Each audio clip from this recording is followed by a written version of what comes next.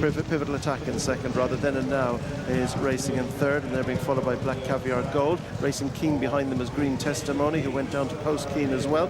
Pretty Liz is next, and Bear Right is just at the back of the field with one behind, that one being Trusty Tycoon. They turn now to face the descent, and it's Amelia Earhart and Jack Cleary who lead them down, being followed by Pivotal Attack, Then and Now, Black Caviar Gold. Green Testimony is next, the red jacket of Pretty Liz. Bear Right down the inside rail, and Trusty Tycoon is just latched onto the back of them as they race right down now into the dip, and it's Amelia Earhart with the advantage from on the outside. Pivotal Attack, then just towards the inner is Then and Now. Black Caviar Gold is right on terms. Just behind them, Pretty Liz. They're chased by Green Testimony. Just behind these is Trusty Tycoon alongside Bear Right at the back of the field as they swing now towards the bend into the straight and hit the uphill run.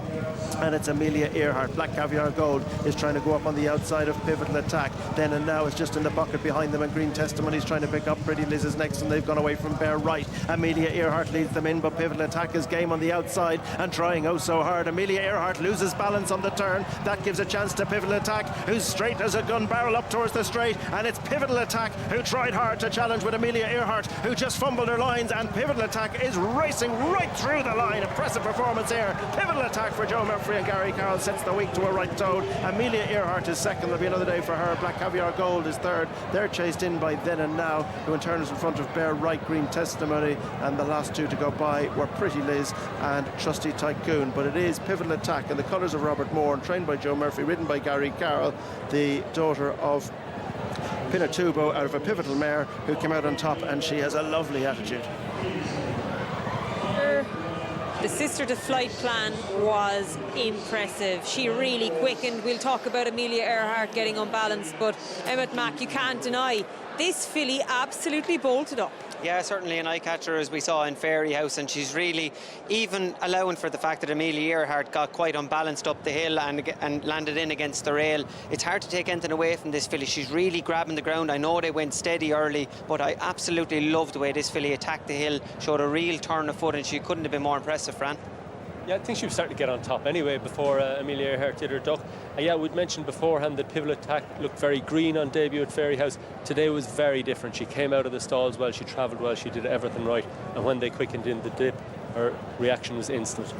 I love this, Fran, running down into the dip. She's got no cover, but she's very relaxed. And then, like at the flick of a switch, when Gary Carroll says go, she really quickened. Yeah, indeed, and I'd agree with Andy. I think Amelia Earhart was beat at the time that she rolled into the rail. Now, she obviously lost momentum, but the eventual winner, I think, was the strongest one on the day here today. Amelia Earhart is bred for further. Quite dramatic, that veer into the rail when she made contact with that.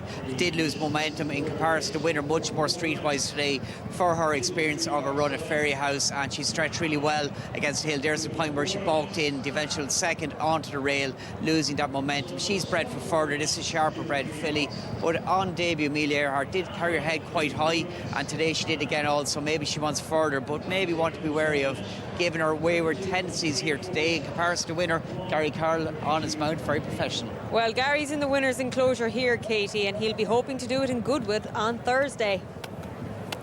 Gary, well done. That looked really impressive. It was very nice, yeah. She's a filly that would surprise you a bit.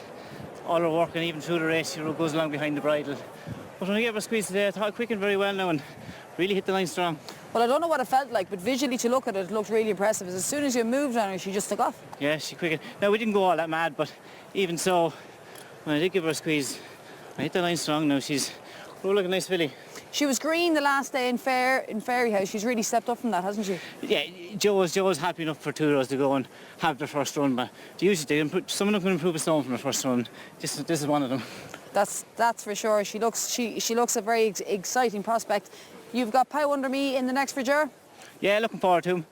Group horse down to a handicap, you know. He hopefully he's the class in the race. He's a nice draw and ground should suit him, so he has a chance. A good chance now, please God. And a Goodwood on Thursday? Yeah, looking forward. 5 runners, so could be. It should be a well-run race. Whirling it, wants a good gallop, so looking forward to it. Well, the horse are on fire. Yeah, long may it last. Well done. Thank you.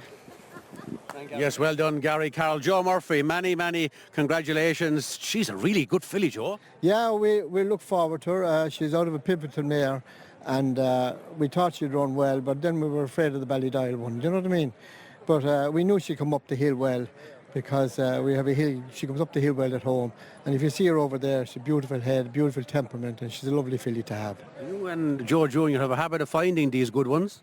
Listen, we get lucky, do you know what I mean? But Be modest. yeah, but you get what you like, you know what I mean?